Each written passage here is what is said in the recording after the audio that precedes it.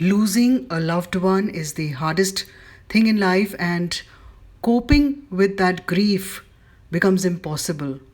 Whether you lose a relation or a friend or even a pet, it becomes impossible to overcome that grief, to cope with that grief.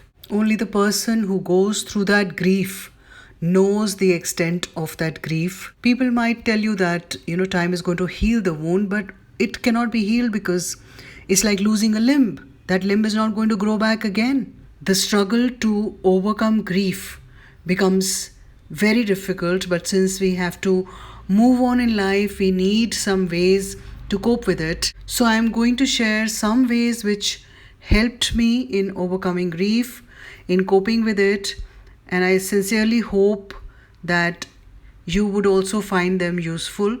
So I'm going to share 4 points with you here. The fourth is important and probably the most important, but I'll come to it a little later because we have to understand the first three to reach that fourth one.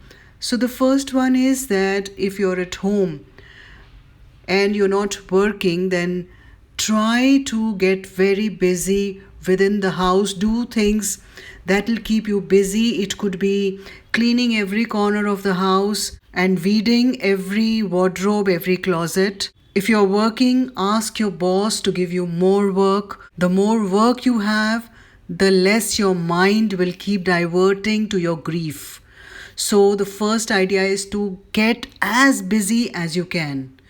The second one is to spend whatever little time that you have, which is your free time from your work, in the company of your friends or your relations who understand you and who can help you cope with your grief. Thirdly, try to help others. Try to help as much as you can, because the more you help, the more at peace you will be. The fourth point, which is very important, is that your loved one who is no more would never like to see you sad.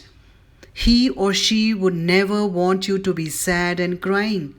That person would definitely want you to move ahead in life. So just for the sake of that person, you have to look up to life. It is not easy, but we have to do it. We have to celebrate that person's life.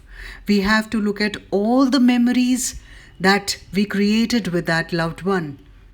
Cherish those memories. I sincerely wish that you overcome your grief, that you cope with it. Take care. All the best. Namaste.